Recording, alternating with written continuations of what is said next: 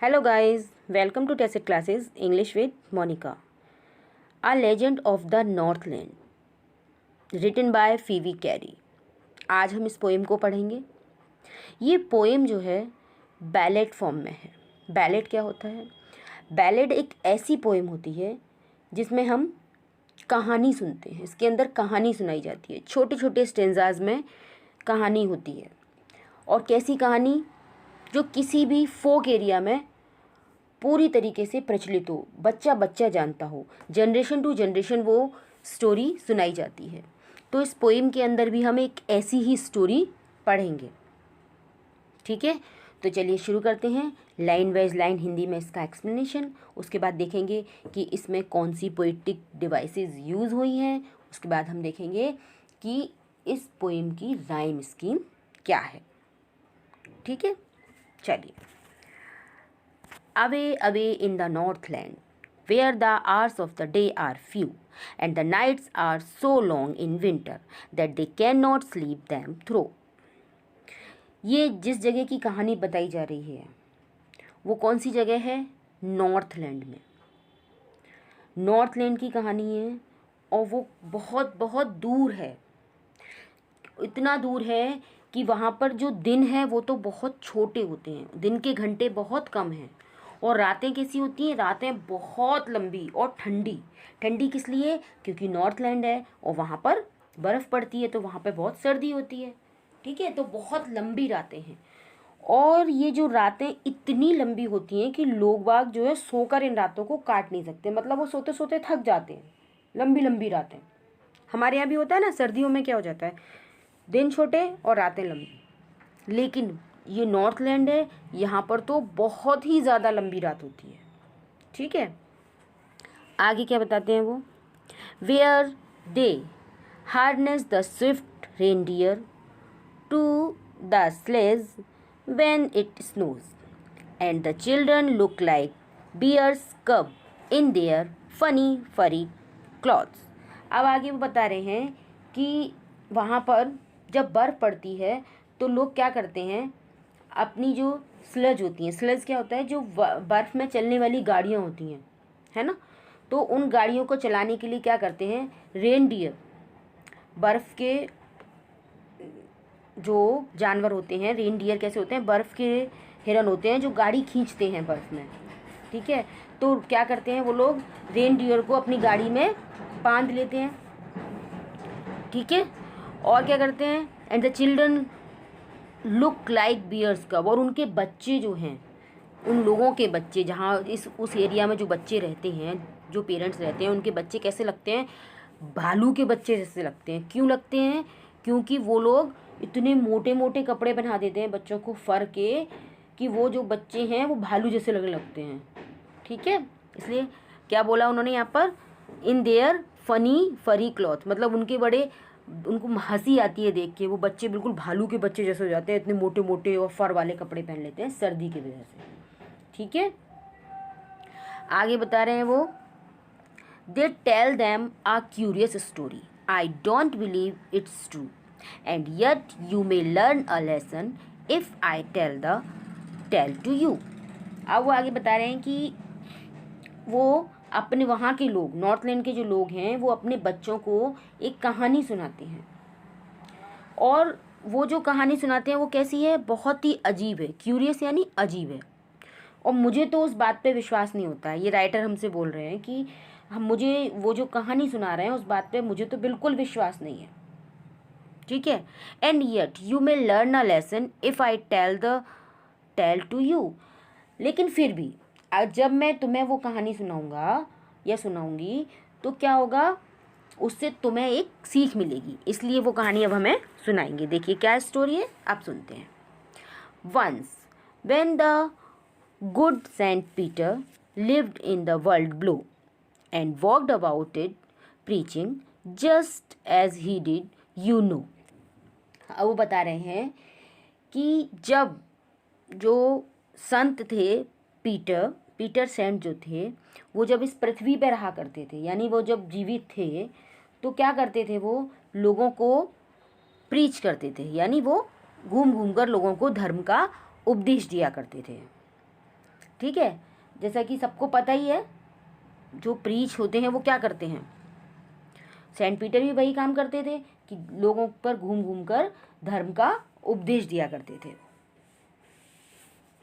ठीक है, just as he did, you know, और आप सब जानते ही हैं, जैसा कि आप सब जानते हैं कि वो उपदेश देने का काम करते थे। He came to the door of a cottage in travelling round the earth where a little woman was making cakes and baking them on the hearths. अब आगे वो बता रहे हैं कि वो एक बार घूमते घूमते क्या हुआ, वो कहाँ पर पहुँच गए, एक घर के दरवाजे पर पहुँच गए। ठीक है, he came to the door of a cottage. अब क्या हुआ, जब वो घूमते घूमते पहुँच गए तो उन्होंने वहाँ क्या देखा कि एक छोटे से कद की एक लेडी है, एक औरत है, वो क्या कर रही है, केक बना रही है। ठीक है, और उन केक को बना बना के क्या कर रही है, वो बड़े बड़े दिल से बना रही है, उसे बड़ा अच्छा लग रहा है वो केक बनाना, और वो उन्हें वहाँ पर रख देती है। ठीक है, and being faint with fasting for the day was almost done, he asked her from her store of cakes to give him a single one. तो जब वहाँ पे वो संत पहुँच जाते हैं, वो देखते हैं कि वो छोटे कद की लेडी केक बना रही है, तो वो जो संत होते हैं वो दिन भर से उन्होंने कुछ नहीं खाया होता है, तो वो बहुत कमज़ोर और थके हुए महसूस कर रहे होते हैं। फेंट यानी बेहोश से मतलब नहीं है यहाँ पे, अभी कमजोरी से मतलब है, फास्टिंग यानी भूखे थे बेचारे, इसलिए तो बहुत कमज़ोर और थके हुए महसूस कर रहे थे। ठीक है, for the day was almost done, और जो रात दिन जो है पूरी तरीके से ख़त्म हो गया था, यानी रात होने वाली थी। तो उन्होंने उस औरत से कहा कि तुम्हारा जो केक का भंडार है, इतने सारा केक बनाए हुए हैं, तुम्हारे स्टोर है, उसमें से मुझे एक केक दे दो, उन्होंने ऐसा बोला उसको। अब देखिए आगे क्या होता है। So she made a very little cake, but as it baking lay she looked at it and thought it seems too large to give away. अब उस लेडी को उन्होंने देने को बोला, तो उसने क्या सोचा कि ना मैं ये तो केक जो है मेरे, मैं तो नहीं दूंगी। तो उसने क्या किया, एक छोटा सा केक बनाया उनके लिए कि छोटा केक बना देती हूँ, वो दूंगी। तो उसने क्या किया, उनके लिए एक छोटा सा केक बेक किया। ठीक है, रख दिया उसने बेक करने के लिए। और जैसे ही वो केक बन के आया तो उसको क्या लगा, उसने कहा ये केक तो बहुत बड़ा लग रहा है, ये केक तो बहुत बड़ा है और मैं इसको नहीं दे सकती हैं। और उसने सोचा कि ये केक तो देखने में बहुत बड़ा है और मैं इसको नहीं दे सकती। अब इसे क्या पता लग रहा है बहुत ग्रीडी है, इतना छोटा केक बनाया फिर भी वो उसको देने के लिए तैयार नहीं है, उसको वो भी बड़ा लग रहा है। आगे देखिए फिर क्या होता है। Therefore she needed another and still a smaller one. Needed means होता है आटा गूंदते हैं ना जैसे हम, ऐसे उसने फिर से केक के लिए आटा लगाया दूसरे केक के लिए, और भी छोटा बनाया केक उसने, उससे जो पहले बनाया था उससे भी छोटा। But it looked when she turn it over as large as the first had one. और उसने क्या किया, जब वो दूसरा केक उसने बनाया तो उसे क्या लगा, उसे ये लगा कि ये तो पहले केक जितना ही बड़ा है, जैसा उसने पहले बनाया था वैसे ही है। तो अब वो उसको भी नहीं देगी। अब आप देखिए वो जो लेडी है वो कितनी ग्रीडी है। उसने कहा अरे ये तो इतना ही बड़ा बन गया, अब मैं नहीं दूंगी। But it looked when she turn it over as large as the first has done, then she took a tiny scrap of dough. अब उसने क्या किया, वो जो डो था, वो जो आटा था जो उसने लगाया था, उसमें से एक छोटा सा स्क्रैप मतलब छोटा सा टुकड़ा उसने उसका ले लिया। अब उससे एक और केक बना रही है, बहुत चुन्नी सा लिया है ना, स्क्रैप यानी छोटा सा टुकड़ा डो में से, एंड रोल्ड इट फ्लैट, और उसको खूब रोल किया, खूब बेला, खूब बोला, खूब फ्लैट कर लिया बिल्कुल बेल बेल के, and baked it thin as a wafer, और उसको ऐसे बेक किया इतना पतला जैसे वेफर होता है। वेफर जानते हैं आप सब लोग, सबने खाया होगा वेफर जैसा, वेफर जिस तरीके से होता है चॉकलेट में छोटे छोटे पतले पतले से वेफर होते हैं, तो उस वेफर जैसा उसने बिल्कुल उस केक को बना लिया, खूब रोल कर करके, जिससे आप उसको बहुत ज़्यादा ना देना पड़े। आप देखिए आगे क्या होता है। But she couldn't part with that, लेकिन उसने उसको वेफर जैसा तो बना लिया, किंतु वो इसको भी देने को तैयार नहीं थी, वो इसको भी नहीं दे सकी। उसे लगा था ये भी बहुत बड़ा है भाई, मैं नहीं दे पाऊंगी, उसको ऐसा लग रहा था। ठीक है, आगे क्या कहती है वो, for she said my cakes that seems too small when I eat of them myself. अब वो कह रही है मेरे केक जो है इतने बड़े लगते हैं जब मैं उसे खुद खाती हूँ, है ना, जब मैं खुद खाती हूँ तो देखने में, है ना, कैसे लगते हैं, छोटे लगते हैं। Sorry, for she said my cakes that seems too small when I eat of them myself. जब मैं खुद खाती हूँ तो मेरे केक कैसे लगते हैं, मुझे छोटे लगते हैं। Are yet too large to give away so she put them on the shelf. और जब मैं किसी और को देना चाह रही हूँ, है ना, तो वो कैसे लग रहे हैं, इतने बड़े लग रहे हैं कि मैं किसी को उन्हें दे नहीं सकती। तो इसलिए उसने क्या किया, सो she put them on the shelf. तो इसलिए उसने अपने सभी केक उठाए और अलमारी में रख दिए। उसने संत को कोई भी केक नहीं दिया। वो कितनी सेल्फिश और ग्रीडी है। आगे देखिए, देन गुड सेंट पीटर ग्रू एंग्री। अब जो सेंट पीटर थे उनको बहुत गुस्सा आ गया, उसने नाराज कर दिया उस लेडी ने उनको। For he was hungry and faint. वो इतने भूखे थे, इतने कमज़ोर हो रहे थे और उसने एक भी नहीं दिया केक, तो उनको गुस्सा आ गया। And surely such a woman was enough to provoke a saint. उस वुमेन ने क्या किया, उसने उन प्रोवोक करना, किसी को मजबूर कर देना गुस्सा करने के लिए, यानी उसको उत्तेजित कर देना। तो उस वुमेन की जो हरकतें थीं, वो बहुत देर से वहाँ खड़े इंतज़ार कर रहे थे, उससे केक मांगा था। इस चीज़ को देख के वो निश्चित रूप से क्या हुआ, बहुत बुरी तरीके से उससे अब नाराज़ हो गया। उसने प्रवोक कर दिया उनको, है ना, कहते हैं किसी को पिंच कर दिया कि देखो ये इतनी देर से पिंच किया जा रहा है, तो वो गुस्सा हो गया, तो उनको बहुत तेज़ गुस्सा आने लगा उस पर। अब वो क्या कहते हैं देखिए आगे, and he said you are far too selfish. अब गुस्से में आके उन्होंने कहा कि तुम बहुत ही स्वार्थी हो, बहुत स्वार्थी हो। उस महिला से कहा, to dwell in a human form and to have both food and shelter and fire to keep you warm. उन्होंने कहा कि तुम क्या हो, इतनी स्वार्थी हो, सेल्फिश हो, कि ये जो मनुष्य का शरीर है ना, to dwell in a human form, ये जो मनुष्य का शरीर है इसमें रहने के लायक नहीं हो तुम इसके लायक ही नहीं हो।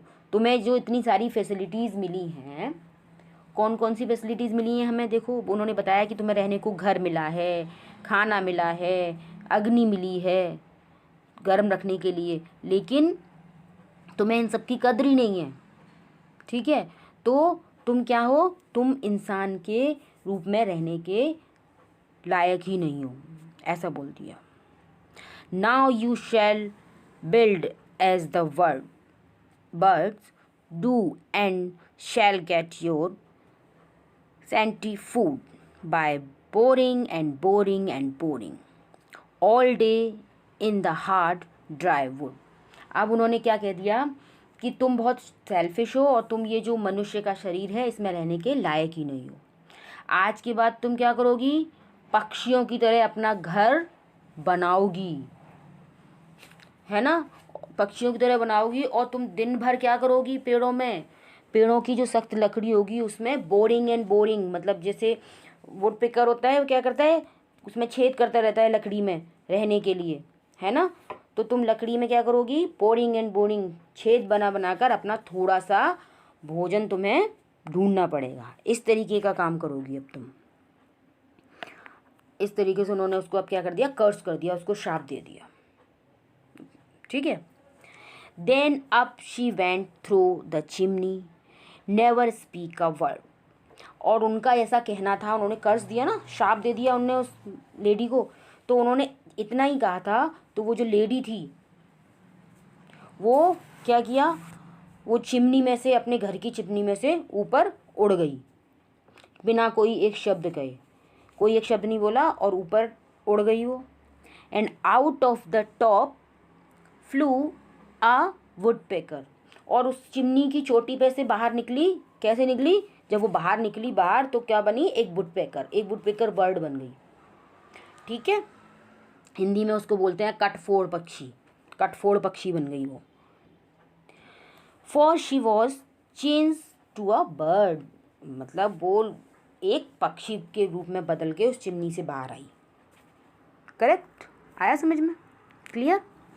She had a scarlet cap on her head, scarlet means red colour, उसने अपने हेड पे एक रेड कलर की कैप पहनी हुई थी, गहरे लाल रंग की जो कैप पहनी हुई थी, तो वो कैप सिर्फ दिखाई दे रही थी। And that was left the same, वो वैसी की वैसी उसके सर पे दिखाई दे रही थी। But all the rest of her clothes were burn black as a coal in the flame, वो जो रेड कलर की जो कैप थी वो तो बिल्कुल वैसी ही बनी रही उसके सर पे जैसी वो पहले पहनी हुई थी, लेकिन उसके जो और जितने बचे हुए कपड़े थे वो सब, वो जो चिमनी में से जिसमें से निकली थी वो, उसमें सब जल के बिल्कुल कोयले की तरह काले हो गए थे। ठीक है। And every country school boy has seen her in the wood, ये जो पक्षी हैं इस तरीके के, इन पक्षियों को हर कंट्री साइड मतलब जो गांव के लोग होते हैं, सब लोगों ने, सब बच्चों ने इन पक्षियों को पेड़ों पर देखा है ना। वेयर शी लिव, तो सबसे पहले बात करते हैं हम इसकी राइम स्कीम की। राइम स्कीम इस पोएम की बहुत ईजी है।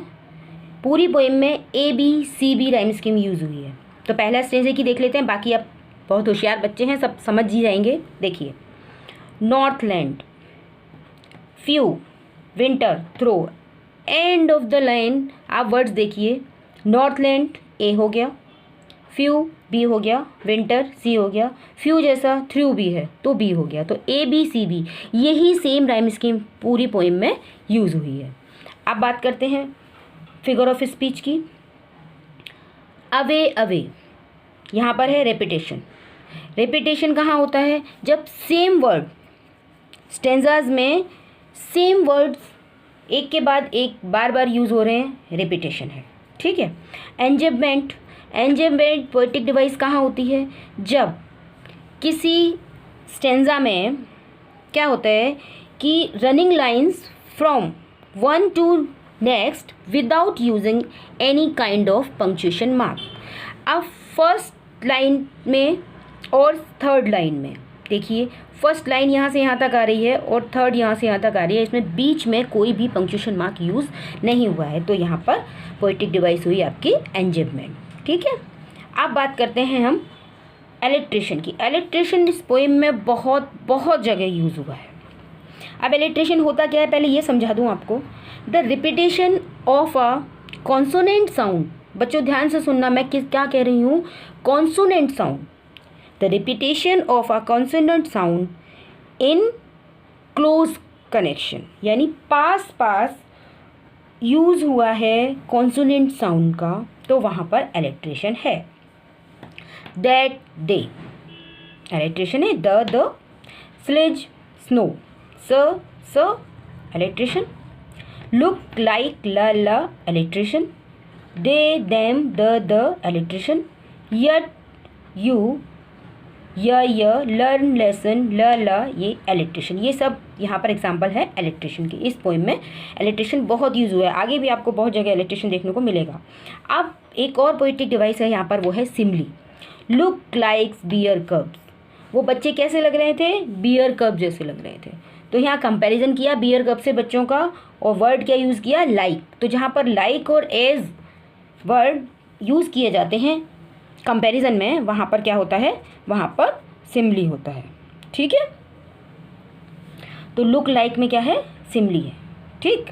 अब एलिट्रेशन एक जगह और देखिए, फेंट, फास्टिंग, फ, यहाँ पर क्या है, एलिट्रेशन है। क्लियर। चलिए आगे देखते हैं। रिपीटेशन, फिर से रिपीटेशन आया, रोल्ड एंड रोल्ड, रिपीटेशन। ठीक है। अभी एलिट्रेशन एक जगह और देख सकते हैं हम यहाँ पे, स्टिल, स्मॉलर, स, यहाँ एलिट्रेशन फिर से देख लीजिए। रेपिटेशन समझ में आ गया, रोल्ड एंड रोल्ड रेपिटेशन है। ठीक है। अब यहाँ पर हमें सिमली फिर से दिखाई दी, देखिए, thin as a wafer, wafer के जितना पतला इतना बेला उसे, तो कैसी सिमली हो गई है। ठीक है, फिर से एज या लाइक वर्ड यूज़ होता है ना सिमली में, भी समझाया था मैंने आपको, अ कंपैरिजन यूजिंग लाइक और एज। ठीक है, तो यहाँ पर सिमली है। अब आगे देखिए, एक आपको पोएटिक डिवाइस यहाँ और देखने को मिलेगी, वो है एनाफोरा। एनाफोरा क्या होता है? एनाफोरा होता है कि जब दो या ज़्यादा लाइनें सेम वर्ड से शुरू हो रही हूँ, मैं उसे कहूँ, क्या बोलूँ उसको, इस तरीके से हम बोल सकते हैं कि व्हेन 2 और more consecutive lines start with same words is anaphora.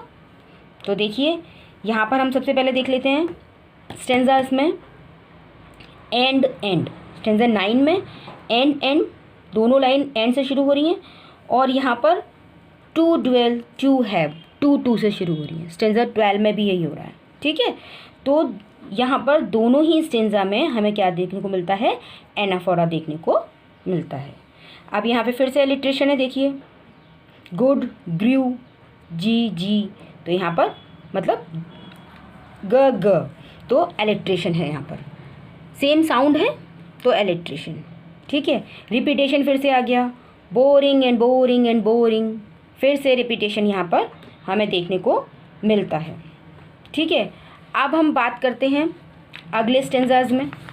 अब अगले स्टेंजाज में देखिए आपको क्या देखने को मिलेगा बच्चों, यहाँ पर आपको ब्लैक एज कोल, फिर से आपको क्या मिल गया? सिमली मिल गई, एज वर्ड यूज़ हो गया, कंपैरिजन हो गया, कितने काले हो गई, वो कपड़े जल गए, सब जल गया, कितनी काली हो गई, बिल्कुल कोयले जैसी, उसकी आग में जल के चिमनी में से निकल कर आई थी ना बाहर, सब कुछ जल गया, कैप बजी थी उसकी केवल रेड कलर की, रिमेंबर?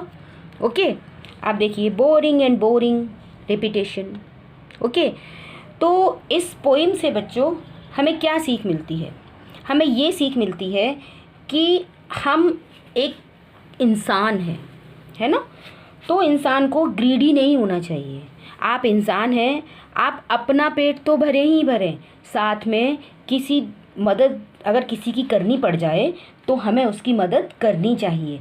ऐसा नहीं कि हम अपने स्वार्थ में इतने अंधे हो जाएं कि हम किसी को एक रोटी भी ना खिला सकें। अगर ईश्वर ने हमें दिया है सब कुछ, खाने के लिए भोजन दिया है, पहनने के लिए कपड़े दिए हैं, है ना, रहने के लिए घर दिया है, तो हम कम से कम इतनी मदद तो कर ही सकते हैं किसी की कि वो कम से कम 2 रोटी खा सके। ये जो वुमेन है यहाँ पर बताई गई है, वो कितनी ग्रीडी है, वो एक छोटा सा केक का टुकड़ा भी नहीं देना चाहती है, एक छोटा केक भी नहीं देना चाहती है, और इसीलिए जो सेंट पीटर थे उन्होंने उसको कर्ज कर दिया। तो हमें सेल्फिश नहीं होना चाहिए। आई होप आपको ये पोइम अच्छे से समझ आई होगी, और आपको मेरी ये पोइम अच्छे से समझ आई है तो मेरे इस वीडियो को लाइक कीजिए, अपने फ्रेंड्स के साथ शेयर कीजिए, और मेरे चैनल को सब्सक्राइब कीजिए। Thank you for watching.